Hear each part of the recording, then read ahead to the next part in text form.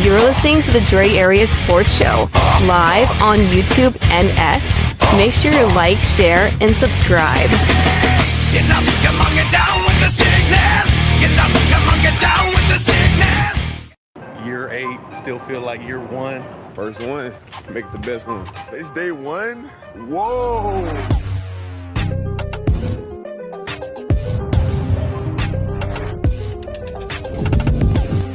Feeling alive, feeling energetic. Training camp here, man. Come out to support, show love, man. We're excited to put on the show for you. Well, I'm back at work. Let's have a day and a year. Let's just start with the day, though, and then we'll get to that later. Let's go. They let me in this year. Year 8, still feel like. Here we go, guys. Welcome to the Dre Area Sports Show. Let's kick on the music. And we are ready for training camp here in Santa Clara. We're not there. We'd love to be there. But I'm joined today by Sterling Bennett, host of 49ers Access Podcast. And we're getting ready to bring you all the coverage of training camp here on its official first day. What's going on, Sterling? How are you doing today? And how was your week gone for you? I'm doing good. Happy to have 49er football back in our lives. It feels like it has been the longest and most boring offseason since, 2019, maybe? 2018? I know. Happy to be back. Happy to have the Niners back in our lives. And really, really excited for a new season. A hopefully better year than last year for San Francisco, but a renewed intrigue, I guess you could say, for a team that has really high hopes for 2025. Absolutely. And you know what? We talk about drama-free, right? So we know last season there was a ton of drama going into the offseason with trying to Brandon Aiyuk, Trent Williams, and so on and so forth. This season, this offseason's been fairly drama-free. And then you had obviously the arrest of Diamondre Lenore, and now you have the talks of Juwan Jennings, wanting a trade or a new contract, although in the presser, Kyle Shanahan didn't really make it clear that Juwan Jennings wanted to be traded. What did you think about that? Yeah, I mean, even when Adam Schefter released the report, which kind of came out of nowhere, it was like, okay. If you read that, it clearly states that Juwan Jennings wanted to get paid before training camp began, which is today, mind you. But he had yet to ask for a trade. So hearing Kyle Shanahan say that Juwan hasn't asked for a trade yet wasn't shocking at all to me. I don't even think it'll get that far. I think they'll get something done in the next few weeks or so. I think they're in good terms. And I think Juwan practicing today, which he is. He's out there in full uniform, no pads or helmet, mind you. But they're out there and he's out there.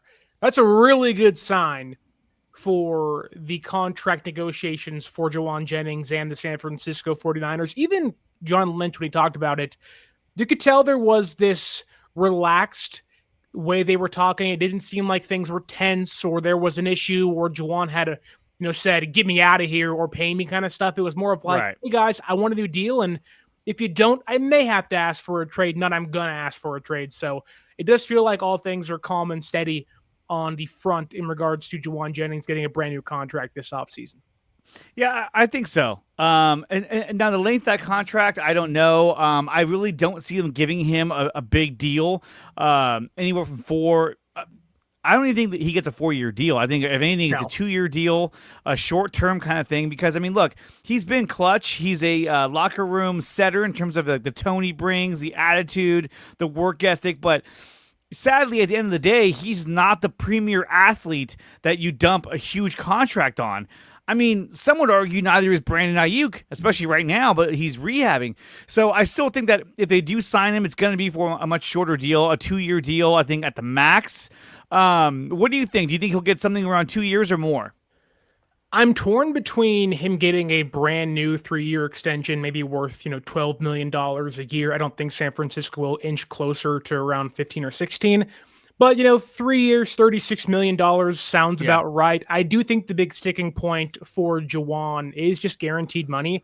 Jaden Higgins, the Texans' second-round pick, has more guaranteed money on his contract than Juwan Jennings does this year. So I think Juwan, having nearly eclipsed 1,000 yards last season, had a couple of touchdowns to his name and was by far this team's best wide receiver in a really, really, really bad year that was 2024. I think he deserves to get paid. I think he's going to get paid. And I don't know if that means it'll be 2 years tacked on to his current deal. And let's say he gets a 2-year, $24 million extension with about 18 guaranteed. I can see that being a thing they get done, but I don't think it'll go even near a 4 or 5 year contract. I will say this though. And I think I told maybe you or Aaron this on a stream once that, Juwan isn't the fastest guy. He really isn't a guy where as he ages, his skill set will diminish. And I wouldn't be shocked if when it's all said and done, you have guys like Aiyuk and like Debo where Juwan plays 10 to 12 plus years in the league. And you go, how did that guy, a 7th round pick, the third receiver on a really good team in 2023, eclipse years played of 2 guys that are 1st and 2nd round draft picks? I think Juwan's skill set can translate, into his mid 30s. Whereas if you're San Francisco, you sign him for 2 or 3 year contract, get him till he's 31. Then once that window is over with, then you can say goodbye. And I think that makes the most sense for them. I think they need Juwan Jennings more than the fans really believe they do. I am of the belief that Brandon Aiyuk's probably going to get traded during the offseason next year. And I think that depending on what happens with Pearsall, the Niners really don't have a bona fide or a consistent presence in the room currently. They have a lot of hope-sos and maybes, which, again, maybe those things blossom into good players, but Jennings really is the most consistent piece in that room. And even if Aiyuk is healthy, you can argue Jennings is the most reliable guy still in that room to this day. I mean, when you look at his stats, last year he only had 6 touchdowns, and he was essentially the number 1 receiver all year long. He got close to 1,000 yards. He was 25 under, but he's never had a year where he's had over 500 yards even receiving. Granted, he's been a number 3 receiver for the most part over the past previous 3 seasons before last season. So, he's a guy that he kind of reminds me of like a, almost like a tight end. But obviously he's not as big, but he's that kind of tall, big-bodied receiver that can get you the clutch catch. And look, with all that being said, this is a guy that clearly could have won the Super Bowl MVP if they would have won that game. And I think if he does win that MVP award, then yes, he's getting a new contract sooner rather than later. So I think maybe they're kind of playing that angle as well. Like, hey, look, this guy would have been your MVP of the game, and because we didn't win the game, now he has to suffer, so there could be an argument made for that. Shanahan and Lynch did talk about the Juwan Jennings situations. Let's go to that and see what they had to say yesterday at the presser. Just to clarify, you're not expecting a hold-in situation. And then if I could ask a second question, has he formally requested a trade? I saw the same tweets you guys saw, but I'll just stick to what I said. Juwan's here. We expect him to be out on the field. Yeah. So he hasn't formally asked for a trade. Yeah. No. And that's big too, is that he hasn't formally asked for a trade. And so to me, hearing that from Kyle Shanahan, I don't think he's lying. I don't think he's making that up, because they don't want to speak for Juwan and say, oh, he hasn't asked for a trade. And all of a sudden Juwan's like, yeah, I did. And then I did. That causes a lot of drama. So I think he said that in good faith and knowing that, hey, he did not ask for a trade. And like you said earlier, he's there. He's practicing with the team. And that's a good thing. It's more than what Brandon Aiyuk was doing. Aiyuk was just there in street clothes, just watching, doing the hold-in, which was, God, I really hated that. Yeah, but I don't think, when I look at Juwan Jennings, whether it's the player or the person, he is so team-centric, so team-minded. Even the way he plays football is very team first, not me first. And I think, you can talk about Aiyuk wanting to maximize his value in a market that was exploding. So you can forgive some of the actions that he had, albeit it does rub a lot of fans the wrong way. Whereas Juwan's coming into this thing pretty late into the offseason and training camp. There isn't many guys, maybe outside of Terry McLaurin, that want brand new contracts at his position. And Juwan really doesn't have a leg to stand on when it comes to asking for, $30 million. But I just simply think this is Juwan saying, look, this may be my only time to maximize my true value and get the highest paid contract I can and give me and my eventual family, some generational wealth. And I'm going to try to do that the best I can. I think it's deserved. I think Juwan unlike guys that have these big 1 years, you go, wow, 1 year wonder. Kenny Galladay being one of the biggest examples of that for the Lions and signing a massive deal with the New York Giants and falling apart. It doesn't feel that way for me with Juwan. You can see the gradual growth in a player like Juwan, and I think a lot of it kind of bled over into the Super Bowl, into being there every single day during OTAs and training camp. Last season, there's a reason why his chemistry with Brock Purdy has been just tremendous throughout his time with the quarterback. And I think you're seeing Juwan realize how important it is to be there on day one, but also realize that if I don't get paid now, I may never get paid. So let's get this thing done. At all. I mean, when you look at the receiving core, it's rather thin. I would say this is probably the thinnest area of the team in terms of how important it is for, especially the offense. Kyle Shanahan, a former receiver, really leans on his receivers to block, to run perfect routes. And we saw last season they weren't sharp. They weren't running routes effectively. And Shanahan even mentioned that as well during the presser. He talked about how last season they were still kind of dealing with the fact they lost to the Chiefs for the second time, lost in the Super Bowl. And that this season, because they have such a young, they installed a lot of youth into the roster, that it really helped to kind of get past that feeling of, yeah, we didn't get it done. Now it's, hey, let's progress, let's move forward, and let's try to win a Super Bowl with the team we have right now, which I loved hearing, by the way. When we talk about the receiving core, obviously we talked about Ricky Pearsall. Pearsall, again, on the PUP list. They said he may come off early, but still dealing with a hamstring injury. Kyle Shanahan even said that it was a pretty serious or pretty severe hamstring strain. But we see him out there today running around on the field. This comes courtesy of the SF Niners, Mr. Brad Graham, who was out there today. And let's take a look at that. God, I wish I was there. Well, they redid their entire practice field too. They were fixing it during OTAs, but instead of it being two horizontal fields where you don't really have a good idea of what's going on if you're on one side or the other, now they're vertical. So you can see everything the entire time. It's 100 yards instead of the 80 yards it was. So they have, I don't want to say made a state-of-the-art practice field, but they have definitely improved their practice field thus far, and it's good to see Pearsall out there. What would have been the sideline now at the 10-yard line. I mean, he looks good. I mean, granted, he's not, trying to shake a receiver and get separation, but still, he's running at almost full speed, and he looks pretty good. So to me, that's a really good sign to see from Ricky Pearsall. What's your take on Pearsall as well? I mean, look, the guy, obviously last season he suffered a horrific gunshot. But overall, one of the stigmas against Pearsall was that, he may be a guy that is injured often. And do you think that this is kind of the story with Ricky Pearsall, or do you think it's a hamstring, he'll get over it, we should be fine? There's been a lot of labels tossed on him the last couple of weeks or so, mainly because of the hamstring injury he suffered this offseason. I get it. He was hurt last year, too, during training camp and OTAs. I think it was a shoulder and maybe also a hamstring. Then he got shot. But I don't think he missed a single game due to injury last year outside of being shot, which is very understandable to miss time with that.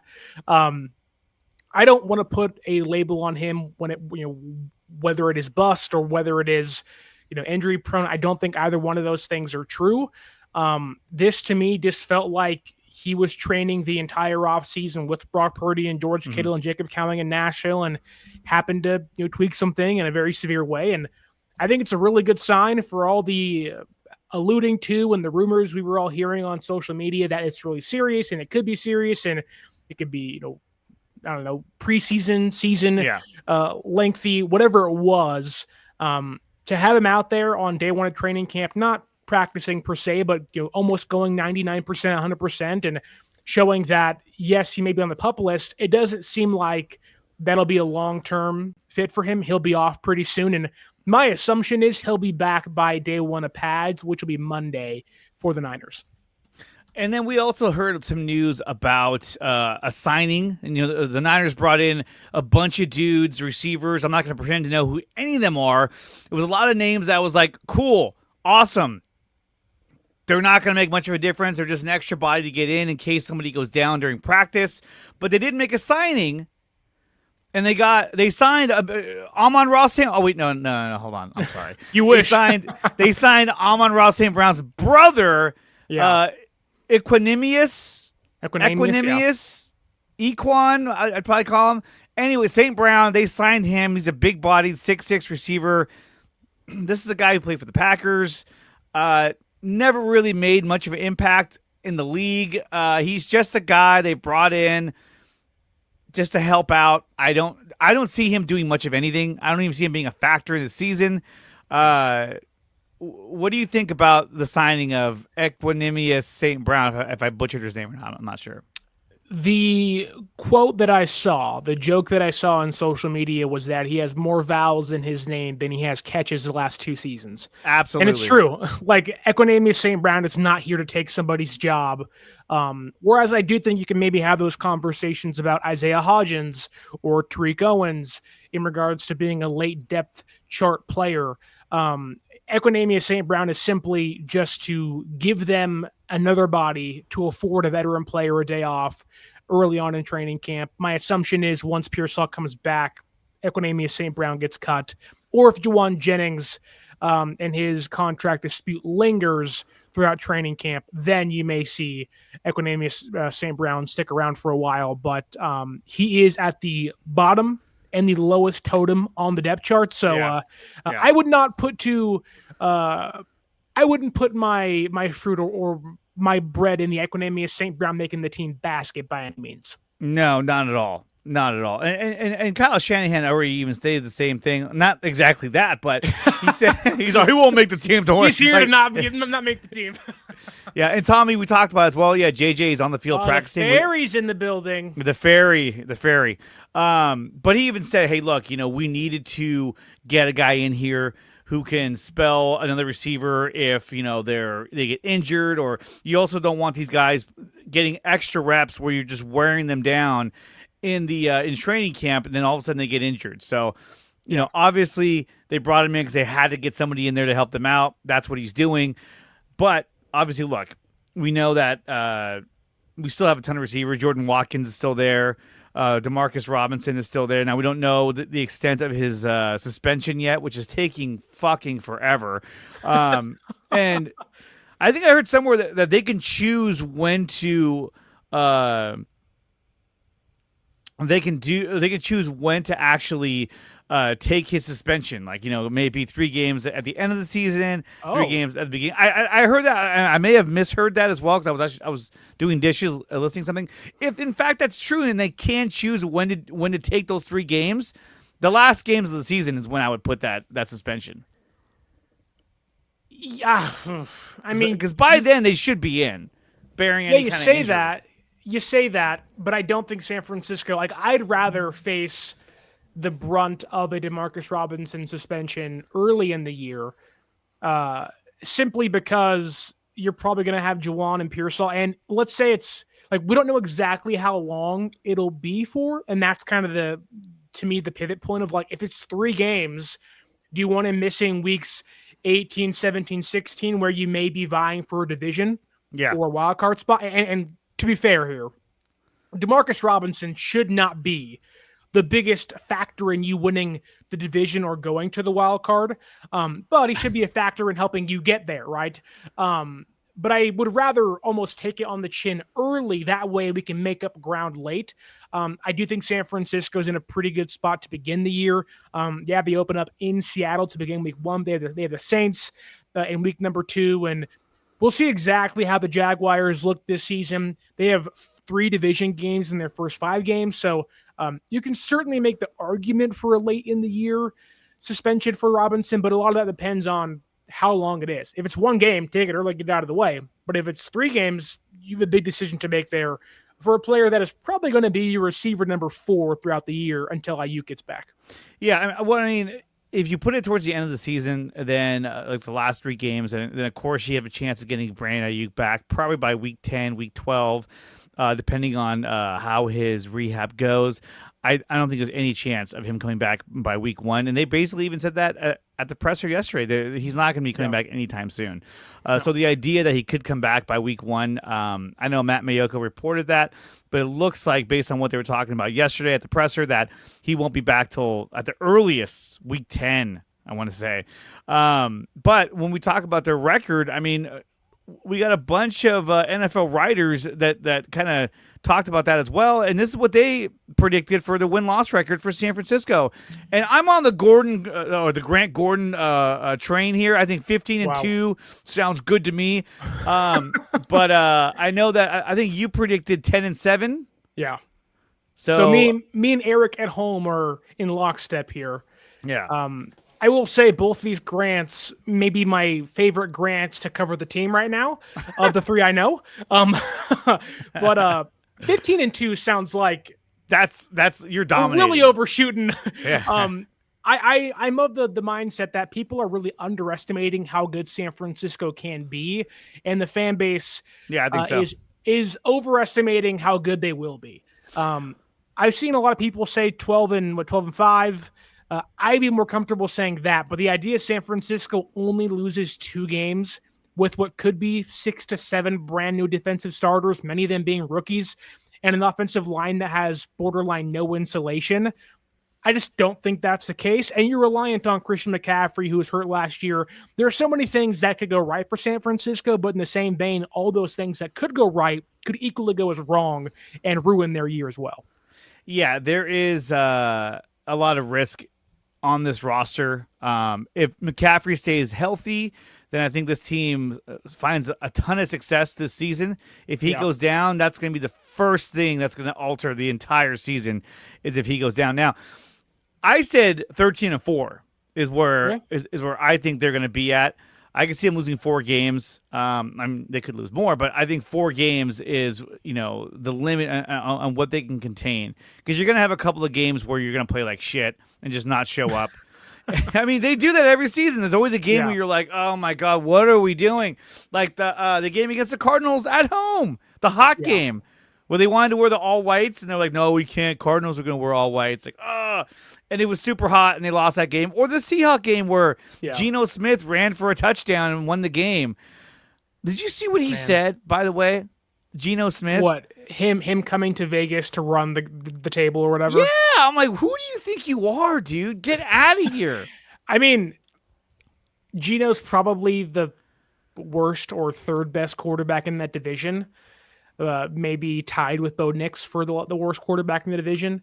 But also, like, I am not one after experiencing about a decade and a half of Pete Carroll to not root against or vote against what he can do in 1 year with the team because Pete Carroll is just an amazing head coach. Well, he's coached him before, too. He had him in Seattle. Right. And he and liked they have him. Ashton Genty now, and they have a defense they're rebuilding, but I don't see the Raiders being much of a factor this season. I think they could be competitive at times, but I don't see them. And Giants, dude, SF Giants, dude, they're up 7-0 already. Devers has 2 home runs. He had a little MLB The Show, little pop out to right field. Like, how the hell did that happen? Yeah. Then a 3-run home run afterwards. It was like, whoo, on my fantasy team, not too mad about it right now. And yes, Tommy, Aslander might be getting his first win of the season. He's had a good outing so far, so we'll see how they do there. And again, here's some more footage from Brad Graham of the team out on the field. Christian McCaffrey's out there. DeMarcus Robinson's out there. If you can see it through the sea of red. Very cool stuff. And they're running their drills. And no one's covering them. I cannot wait. And look, having been there the previous 3 to 4 years, I can't wait to see the overreactions to non-padded practices. We saw it in OTA, saw it in minicamp, but the first day of training camp reactions, the Christian McCaffrey looks, slow stuff. I can't wait to see who's like the biggest winner and loser of training camp, and it's like when they're running against air, when they don't have pads on, but when the helmets aren't on.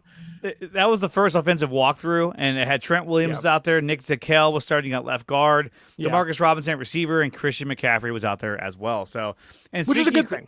It's a very good thing. And speaking of Christian McCaffrey, we saw this post from was it David Lombardi? And of course, we all know what he's talking about when you see this. Looks to me like Christian McCaffrey has gained a step So there he goes, taking a shot. And it's good to see McCaffrey out there. I mean, that was probably the biggest loss last season, was not having him the whole year. I mean, yeah, we had J.P. Mason, and he did a good job. But this is a game changer right here in Christian McCaffrey. You know, he was essentially 2 years ago, he was a Saquon Barkley of last year. Literally, yes. And then the Eagles went, and they actually won the Super Bowl in dominant fashion, which the Niners did not. But anyway, it's good to see McCaffrey out there. And yes, it looks like he's gained a step. So that's good. We just talk about how petty some of the beat writers are. It's ridiculous. It's it insane. Really is. It's like, I get it. Like, we can disagree with what they say sometimes. I've met many of them, and they're all very kind people in person.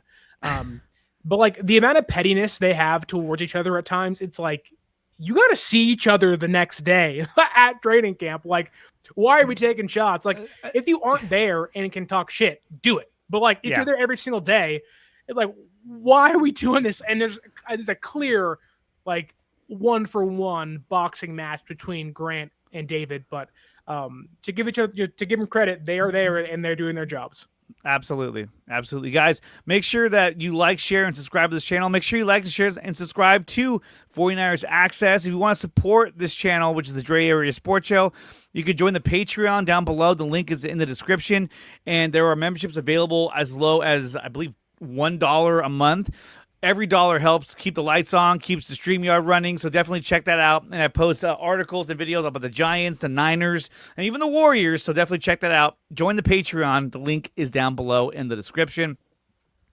Aaron chimes in here saying, looks like CMC has his second gear back. I know. It's almost like he's trying harder now. And Tommy Huxley adds, Matt Stafford is old. He is. Already hurt his back. He already hurt his back. We all know who that was directed at. Oh, absolutely. Absolutely. We all know who that was directed at. So one of the questions I wanted to ask you is Colton McKivitz.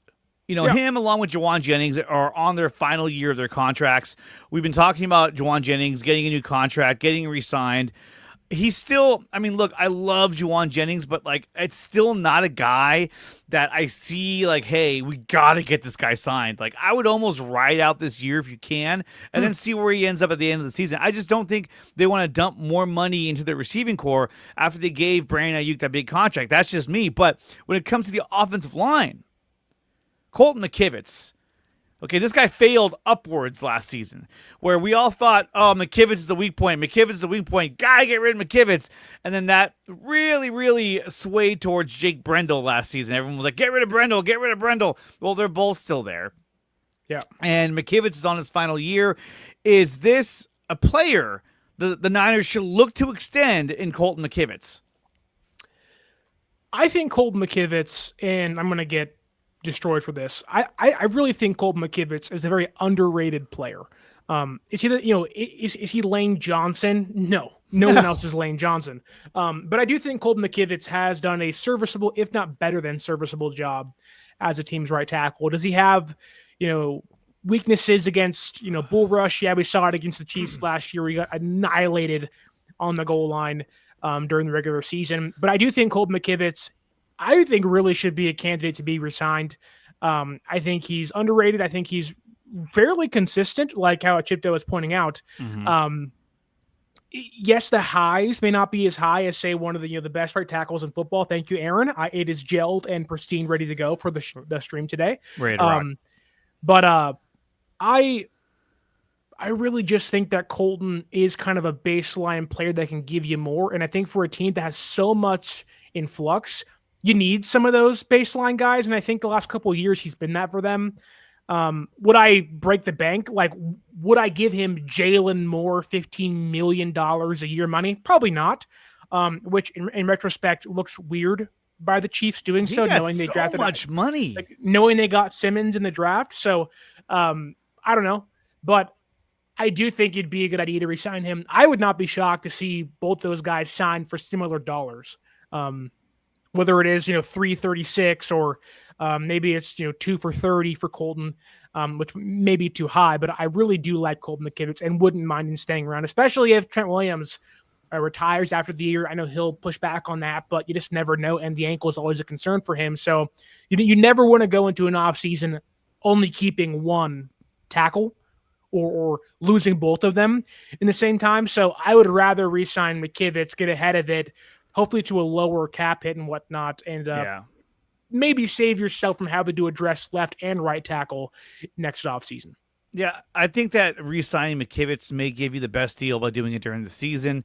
And I think he's going to be a candidate that gets re-signed just randomly during the season. All of a sudden, Colton McKivitz extended, 2 years, 3 years, whatever it's going to be. And I think the price is probably where they want it to be at when it comes to a player like Colton McKivitz. If he hit the free agent market, I think he will get picked up, but I don't know if he'll get the massive contract. But then again, Jalen Moore got a massive contract. It was kind of like, what's going on? Aaron Banks got a huge contract. So McKivitz might be saying, hey, look, if you guys don't want to resign me, these guys all got big contracts elsewhere, so I'm out of here. But we'll see how that kind of plays out. But like I said, he failed upwards. Everyone, after the loss in the Super Bowl, everybody thought McKivitz has got to go. McKivitz has got to go. And last season, he was fairly consistent. Now, looking at his PFF numbers, he's 37th at a 77.2 overall grade. Pass blocking is a 72.8. That's 43rd in the league. And run blocking is a 68.6. He's 45th in the league. Nothing that really stands out as like, oh my God, we got to keep this guy. But being ranked 37, 43rd, and 45th, at least he's somewhat consistent in what he does all the way around. So I still think this is a guy that's going to come back. But he also only allowed 2 sacks last season, that's big. And he only had 6 penalties, which is it has him at 89th out of 140 tackles. So 6 penalties I can live with. I would like to be less, obviously. And he played over 1,000 snaps, which is 17th in the league for tackles. So he's never injured, and I think people often forget he was one of the tackles that stepped up in 2019 when Staley and McGlinchey both went down with injury and played fairly well. He stepped in for Trent the last couple of years. Whenever he's gone down, I think in 2021 he did in Week 18 against the Rams in that big win against them at SoFi Stadium to get into the playoffs. So McKivitz has ascended from, season stabilizing backup tackle to really a competent starting right tackle. And again, he isn't great. No one's saying that, but I do think if you were to rank the right tackles in football, he may be a little higher than Niner fans want to admit. Yeah. So far, he's been a quality tackle, and I think they will look to try and bring him back during the season. There was another thing I want to talk about, which is this right here. ESPN had the 49ers as a 10th best starting lineup in the NFL. And here's the top 10. Baltimore, Philadelphia, Detroit, Buffalo, Kansas City, Denver, Washington Commanders, Los Angeles Rams, the Bengals, and then the Niners. How do you see this lining up? I mean, do you think the Niners are the 10th best starting lineup, or do you think this is their number 10 because of the fact there's a lot of question marks surrounding certain players, obviously CMC? Well, San Francisco is 10, and the Bengals are 9. We have a big problem because the Bengals haven't signed their first-round pick, nor do they seem like they want to sign their best edge rusher in Trey Hendrickson. So that's a big question mark for me. And their offensive line really isn't that good either. Now, San Francisco, I think, is more of their pendulum can swing really far in the good side and the green and really far in the red if things go awry for them. But I'm shocked Philadelphia isn't higher on the list. They retained most of their guys on defense and most of their guys on offense, and they just won a Super Bowl in a very, humiliating fashion against Kansas City. I'm shocked they aren't higher. I don't think the Bills should be that high, in my opinion, but the Niners, to me, like any preseason ranking, wherever they have San Francisco, whether it is 10 or 12 or 8, they are one of the teams that can fluctuate so high and so low, where I'm not opposed to this, but I do think that by the end of the year, if things go right, if you're talking about top 5, top 6 again, but if things go wrong, we're talking about, low teens, maybe low 20s for a team like San Francisco. But again, a lot of it hinges on can guys stay healthy, because if they can, it should be a really good team. But if they can't, it's going to be a big question mark. Yeah, and looking at the Bengals, like you had just mentioned, they haven't signed Shamar Stewart. They haven't signed Trey Hendrickson. Make the trade, Trey. Make the trade. They got to do dude. If I'm the Niners, I'm calling about both those guys and saying, hey, do you want to trade either one of them? Because the quote we got from the Bengals owner doesn't sound like they want to sign Shamar Stewart anytime soon. It just looks so bad. I was like, dude, this is bad ownership. This is the guy you drafted. How did you not know that he wanted a certain kind of contract? Just give it to him. I mean, goddamn. That contract is also one that almost every single player in the first round gets of like, okay, we're trusting you to not go to the whole thing is they don't think they want to pay him or they don't want to pay him if he goes to jail or prison, which seems pretty logical. Like if I got arrested, I'm probably not going to get a paycheck. But we don't even know if he's going to go to jail or go to prison, but still. It's more of a provision of like, just in case you do some stupid shit, like it's not going to cost us. Whereas if you're Shamar Stewart, like I get you want to protect yourself and get guarantees in case you do something wrong, but like, is he assuming he may go to jail or prison by not signing that? Like it's a weird, like it looks bad on both sides. And I really think the Bengals have shown themselves to be kind of the horse's ass of organizations this offseason. And that's what I'm saying. Like to have them ranked ahead of San Francisco, that's crazy. I mean, basically all you're saying is, dude, they got a hell of a good quarterback and two really good receivers. But that's really what they have. And so that puts them ahead of San Francisco. Why? Because there's probably question marks surrounding Christian McCaffrey and his health. And there's question marks surrounding the 49ers receiving core. You don't have Brandon Aiyuk. You don't have Deebo Samuel anymore. You're going with Juwan Jennings, who wants a new contract, apparently.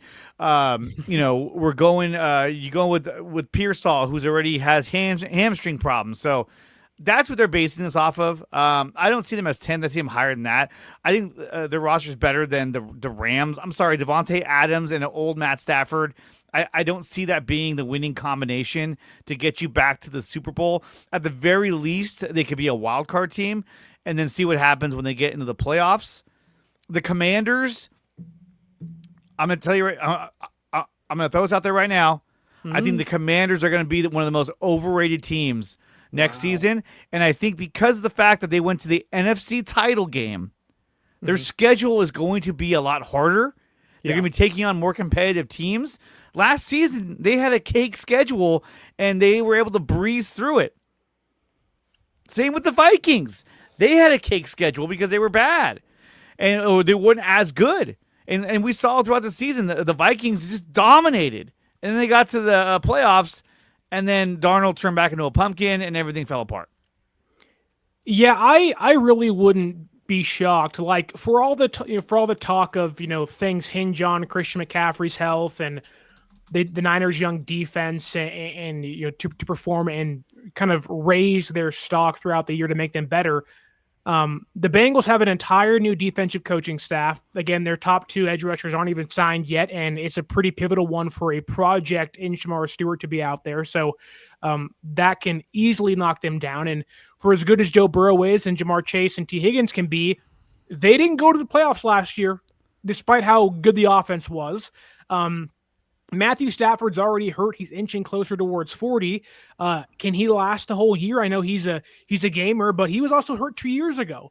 And so there really is no promise that Stafford makes it through the entire year. And then, here comes Jimmy Garoppolo. And we all know what that means for the Rams. Like you said, the Commanders' tougher schedule in year number 2. Jaden Daniels, you have Deebo Samuel, but Terry McLaurin's not signed. There's so many things with the teams ranked ahead of San Francisco that can drop them in the standings. Bo Nix in year 2, is that going to be a sophomore slump? Is that going to be an ascension? Who knows? The Chiefs are getting older.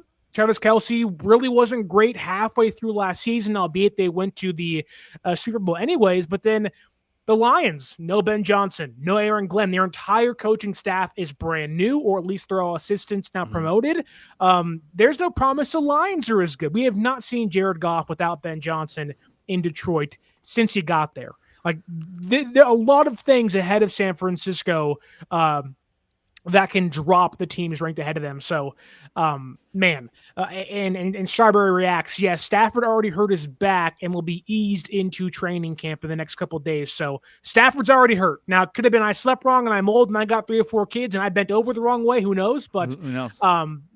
Stafford's already injured. Like there's like a lot can go wrong for almost every single team not named the Ravens, the Bills, and Philadelphia ranked ahead of San Francisco.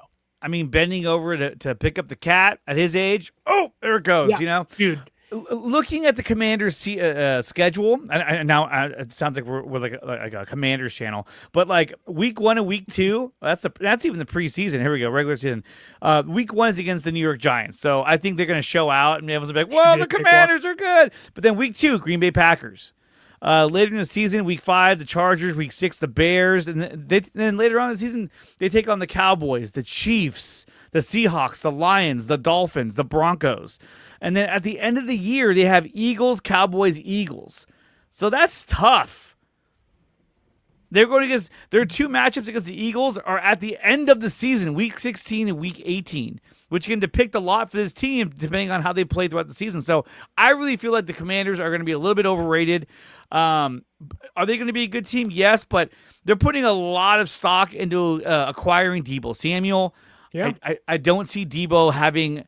I see him having a year like he had last year. I think he'll be a little better. I think so much went wrong for San Francisco where Deebo, although wasn't great by any means, I think he'll have a better year. The energy's better. But on the Commanders, side of things, Dak Prescott's back in Dallas. Whether that means much, I have no idea, but they were definitely a benefactor of the Dallas Cowboys, having Trey Lance and Cooper Rush play quarterback a couple of times against them.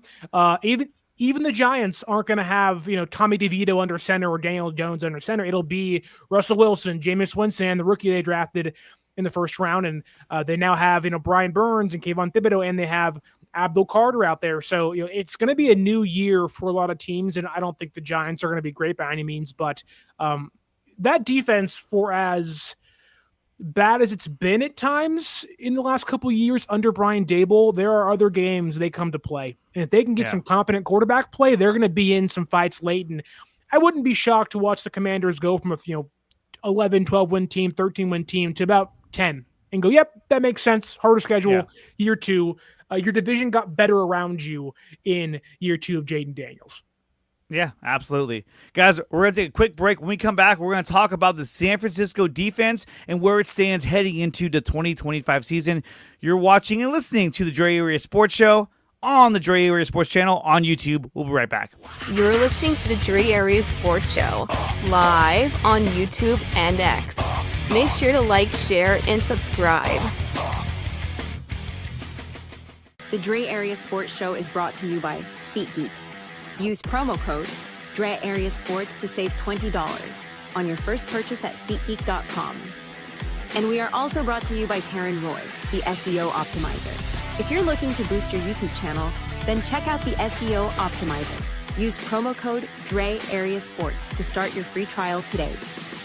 Power Brand Systems. If you're looking to build a website for your small business or YouTube channel, then check out Power Brand Systems. Use promo code 300POWER to save up to $300 on your first purchase at Power Brand Systems.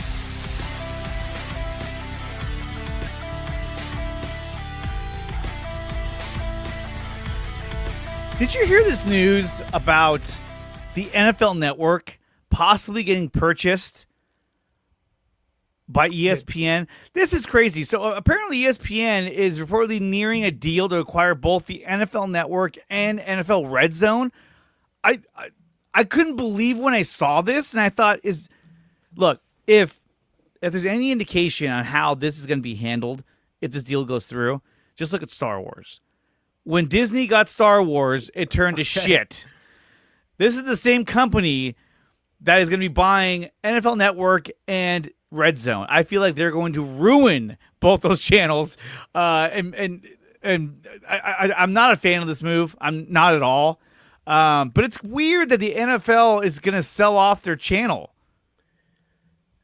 Yeah, I mean, I wouldn't be shocked if this is due in part to ESPN's ratings being so bad and them saying we don't have this. ESPN, Is it going to be a simulcast of Red Zone on one channel, then they're going to have an ESPN version of it? I doubt it. Are they going to just do, get rid of the Red Zone channel itself and do ESPN? I mean, it's all money related, obviously, but the biggest fear I have is what happened when they acquired, I think it was the TNT post-game show, or they at least tried to, was like, okay, does this include Pat McAfee? Does this include Stephen A. Smith? Because God, as someone that went to college and got my journalism degree, what ESPN has done to grow journalism, it has all been undone by what they've done to destroy journalism on their television platforms. It's terrible. I hate it, what they've done. And I am, like almost everyone else, just tired of seeing the same two people on my television screen ranting and screaming about nonsense and how bad the Cowboys are and how great LeBron James and the Lakers may be it's ridiculous. in the next 4 months. I don't care. And I'm hoping, Hansen makes his way over, because the last thing I want to see is a panel of three guys interrupting my Red Zone to scream and rant for 8 hours of uninterrupted, no longer commercial-free football on Sunday afternoons and more. If ESPN gets this, it will have commercials, because it already does. Yes, but ESPN does the Blitz, and so if you watch that, which is like a poor man's Red Zone. There's commercials left and right, like constantly, and so I feel like that's what we're going to be getting at a Red Zone if they get their hands on this. But we'll see what happens. But like I said, look at Disney Star Wars, went to shit. I feel like they're going to do the same thing, NFL Network. But again, like you were saying, I think when you look at the overall ratings, they probably said, "Hey, look, we have baseball, we have basketball, but whenever we have NFL, it's through the fucking roof." So if we acquire that, that'll help us with our ratings. But again, I think the NFL Network and Red Zone will remain their own channels. But Red Zone will probably be, NFL Red Zone brought to you by ESPN or powered by ESPN, some dumb shit like that.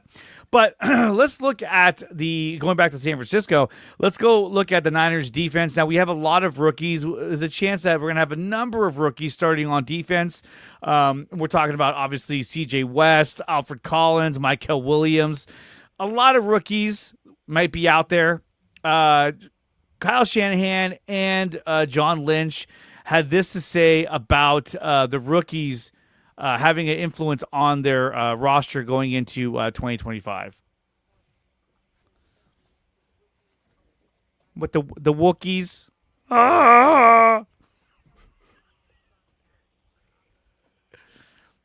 Is it muted? Hey, Kyle looks jacked, doesn't he? He looks bigger this season. I'm like, man. He has spent a lot of time in the sun, is all I'll say. And yes, he has. Like, man, he's just like, he looks hungover there. The puffy red cheeks. He looks like he spent a little too much time in Cabo. Man, Kyle getting hammered the day before training camp. He's like, please don't talk to me anymore. I just need to lay down.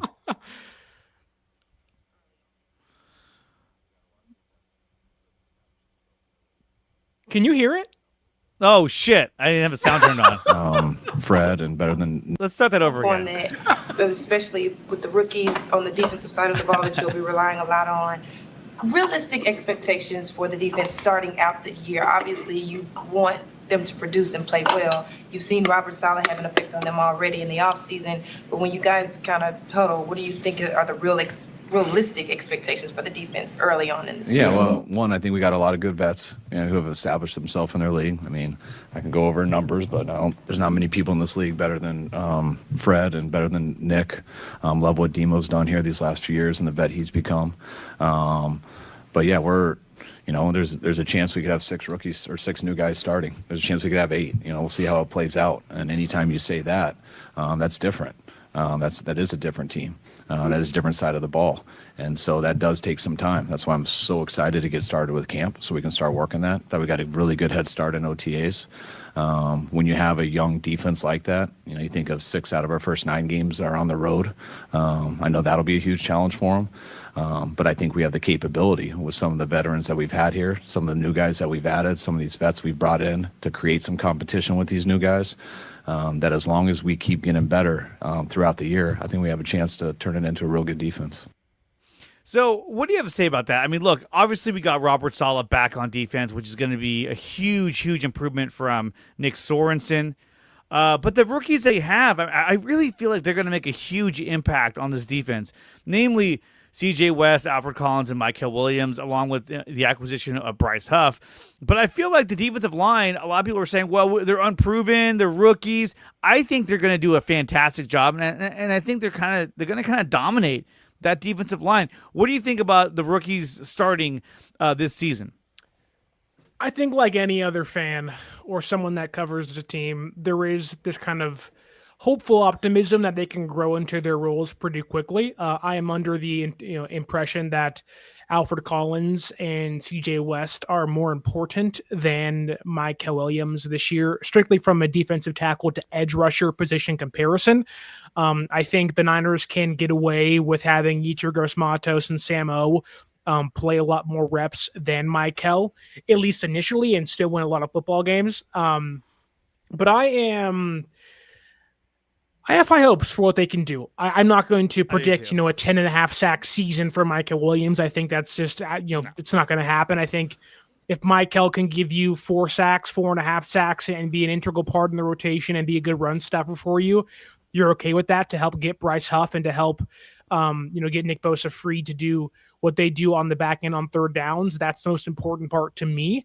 Kyle talked to Tim Kawakami yesterday or this morning, not entirely sure, but he kept reiterating this 3-year timeline window that they are viewing this year as 2000 and kind of a quasi 2017, 2018 of like, we walked into that year with the worst offense and worst defense in football, and it quickly ramped up to being one of the best teams in football for a 4 to 5 year stretch. And I think they view this year, although that they can't be competitive, they realize that this is a really important transition season for them.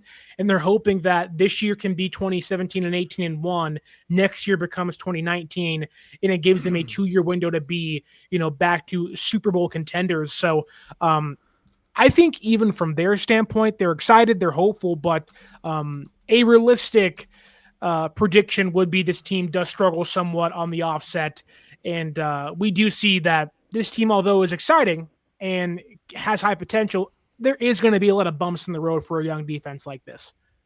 Yeah, and one of the questions I want to ask you is, do you think that this team can have a top 10 defense even with 6 starting rookies? I think he said 6 to 8, but 6 rookies starting on the defense? I don't think Marquis Siegel's not going to start day one, year one. I don't think that's the case. You could see Upton Stout become the number 1 nickelback, but I do think that you're going to see Michael, Alfred, and CJ West be the first 3 starters. I really don't even think Nicholas Martin starts on day 1 or even in year 1 unless someone else goes down. I think it's Steve Winter's job to lose. I think the safety position is so crowded right now where Marquis Siegel's not really going to have an opportunity to shine unless something drastically changes in that room. And I really think Trey Brown may win that cornerback 3 job out of camp. He might win that. I think that at most you may see 3 or 4. I don't think you'll see 6 to 8 rookies starting on the defense in year 1 at all. No. Yeah, I think that Trey Brown definitely has a shot to take that over Upton Stout. He's a veteran, and he has more experience, so it's a different set of circumstances. I mean, obviously, if Upton Stout's abilities and skills can outperform, but we'll see. Especially this preseason, that's where he's going to really have to shine if he wants to get that spot. And then speaking of D Winters, Fred Warner had this to say about D Winters yesterday at the presser. What have you seen from D Winters this offseason? Can you hear that? Yes, it is not needed. I've seen a lot of growth, honestly. I think I've seen a guy who's ready to take that next step.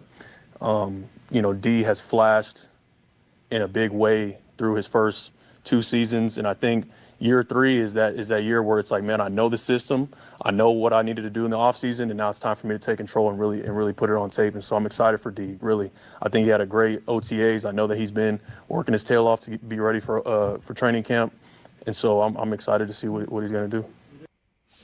What do you think about D Winters? We talked about him as one of our most important players going into 2025, but again, injuries have limited what he can do. I wondered why they started Devondre Campbell over him so many games Maybe because they paid Campbell all that money. I don't know. That was such a bad move bringing in that guy. But, one of the things that we had talked about was his coverage grade. He was sixth out of 189 linebackers. He had an 80% or 80 grade passing coverage grade. So that's really good. So we know that he's good out in the flat on covering those tight ends and possibly those receivers as well. We just need to see him take that next step in being that dominant linebacker next to Fred Warner. What do you think about what Fred Warner said? And then do you think that D. Winters can be that number 2 guy, to replace Dre Greenlaw?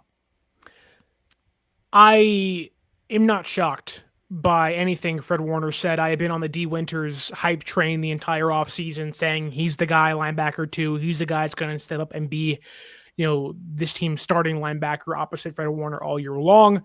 That said, do I think anybody can replace Dre Greenlaw on the offset? No. I just think Dre brought so much to the defense that wasn't including his play. It was including the off-the-field stuff, the locker room stuff, the energy. And I think D certainly has some of those traits and aspects to his game, but it's not going to be Dre Greenlaw level. I think there's going to be a more reliance on a collective unit this year than simply one starter. I think they're going to have to mix and match at times, but I am of the mindset that D. Winters is going to solidify himself as this team's linebacker 2. I know they brought in Nicholas Martin and they had Tatum Bethune and they went and signed Chaz Surratt and Curtis Robinson hopefully comes back from the ACL tear he suffered last season. But I do think that D. Winters is right now at least head and shoulders above every other linebacker on the roster, not named Fred Warner. The way he plays in coverage, just the speed he has from one sideline to the other. He just, to me, is a separator when it comes to his skill set and his traits. It's taken 3 years to get there, but I have really high hopes for a player like D. Winters this season. Absolutely. I mean, he has to take that step forward and establish himself as the number 2 linebacker out there. Early on, I thought Nicholas Martin would have a chance to maybe get a starting spot. I don't think he does have a chance. I think that D. Winters is far more developed and has been in the league this is going on year 3. That's a huge, advantage over a guy like Nick Martin or Tatum Bethune, who I didn't see all that much of last season. So I think that D. Winters is going to be definitely going to be slated as the number 2 linebacker next to Fred Warner. But looking at the defense as a whole, I'm still a little shaky when it comes to the secondary. That's why I think Trey Brown will win that third receiver, the slot corner position, because they need to have more experience out there. We saw Mustafa is probably not going to be ready by week 1. So that's another spot they're going to have to fill in. And they got rid of George Odom. I almost called him Lamar Odom, but they got rid of George Odom, who sorry was on crack. But I'm sorry, but George Odom, he was their special team star. Yeah, not really. Special team was horrible last season. It wasn't even that great the year before. And when we had him starting as a safety, he looked terrible. He got completely burned by Justin Jefferson, him and Jair Brown. And at this point, who do you see being that safety to replace Mustafa? Is it going to be Jason Pinnock? I think it'll be Pinnock. They are going to give Jair Brown every opportunity to be the free safety. I also wouldn't be shocked to watch week 1 Richie Grant and Pinnock be the starters. They brought him in for a reason, albeit, Grant more of a special teamer depth piece. But if Jair Brown struggles, especially after the ankle surgery he had, there's a real opportunity for 2 different starters at safety to begin the season. With Grant and Pinnock. But they gave Pinnock guaranteed money. They brought him in for a reason. They saw him with the Giants, and I think they believe, although he's not going to be like an every down player for them throughout the entirety of the year, barring injury, I think they want to utilize him more in the box and take that Talanoa Hufanga smash mouth in the box, annihilate the running back or tight end, and quarterback, whatever you want to see near and closer to the line of scrimmage style of play, and kind of push that towards Pinnock.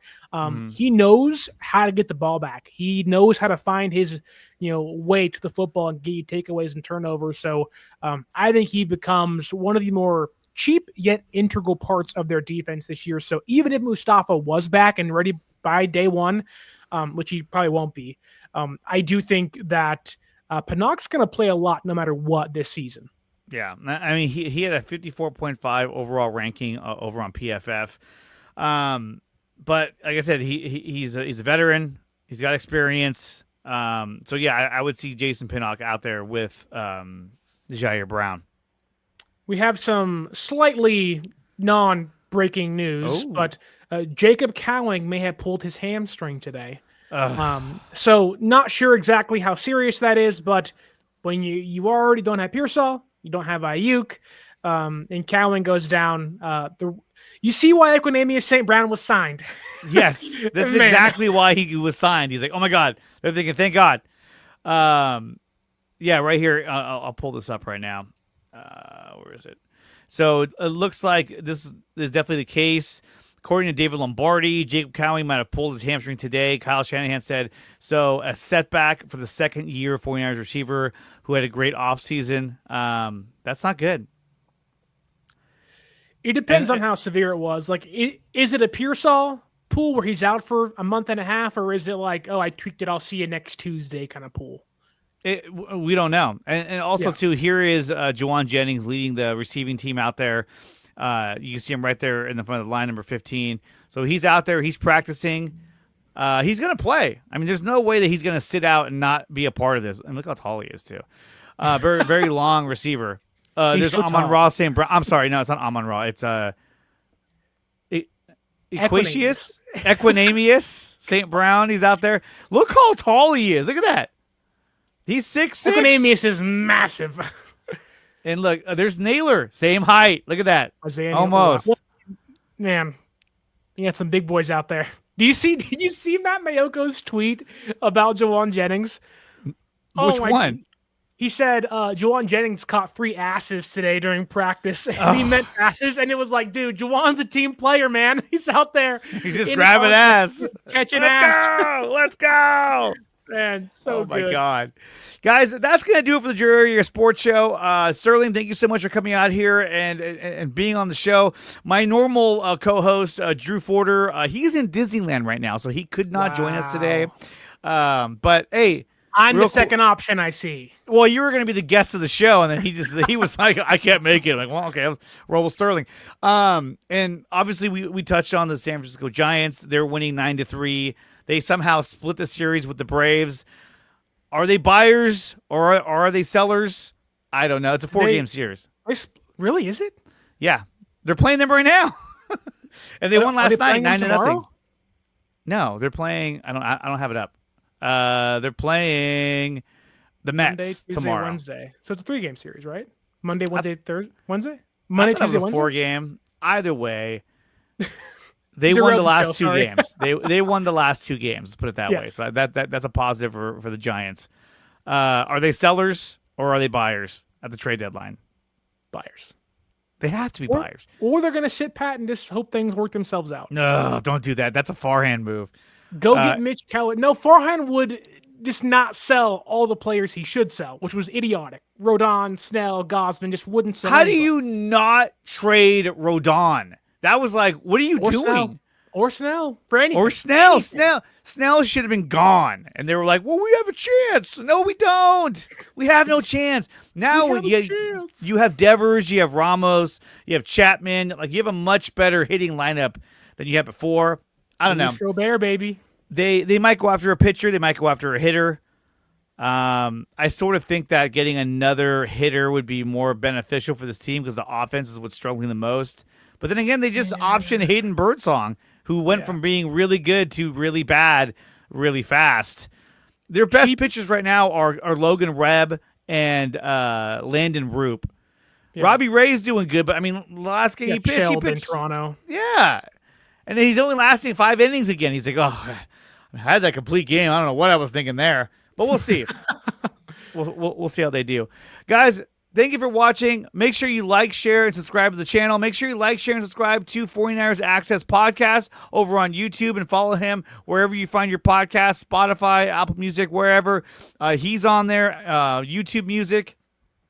If you want to support the channel, you can do so by becoming a member of the Patreon. The link is down below in the description. I also have my website, which is nicotina.net. There are also memberships available on there as well. So definitely, if you want to support the channel, either go to my website or go to Patreon and become a member on either one or both to help support the channel. Every dollar goes to making sure that the station stays on, the StreamYard is paid for, and my wife understands that, hey, this is a benefit. This is not something that takes away from family time. Because it's not. It's not. And that's how I can prove it, by having memberships. So, guys, check those out. I'm going to start getting merchandise up, hopefully before the season starts. I have the new logo, which is, you can see it in the corners. We'll have shirts for that. I also have another logo that has it's a different setup. And, oh, there we go. Bebop says it. Giants win. Giants win! You know what you should do? You should have your wife create a promo video where it's like her threatening you if you don't get enough money for memberships, that she's going to like beat you up to make people incentivized to help justify the StreamYard charge. Abuse is not funny, but in this case, it might be. It might be. And then, Sterling, what do you got for the rest of the week? Are you going to be live at all this week? We are going to be live tonight reacting to day one of San Francisco 49ers training camp practices. Going to go through the ins, the outs, the ups, the downs of it all. Going to react to what Kyle Shanahan said in Tim Kawakamy's podcast and during his post-practice press conference. And yeah, going to give you continual Niner coverage all season long. Every day there's practice, there will be a live stream reacting to it that afternoon. Nice. I might be live again this Friday. We'll see. It's usually the next day I've freed up for streaming. If not, of course, I'll be live again next Wednesday for the Dre Area Sports Show. And I'll have my companion co-host, Drew Forder, will be back in studio to bring you all the action coming from training camp and also for the San Francisco Giants. Guys, until next time, go Niners. Stay healthy. Don't nobody else get hurt, please. And we'll see you guys next time. Peace. Thank you for watching this video. If you want more of this content, then check out some of these recommended videos right here on your screen. Make sure you like, share, and subscribe to the channel.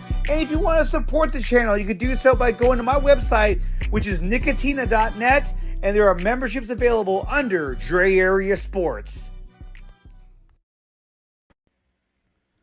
All right.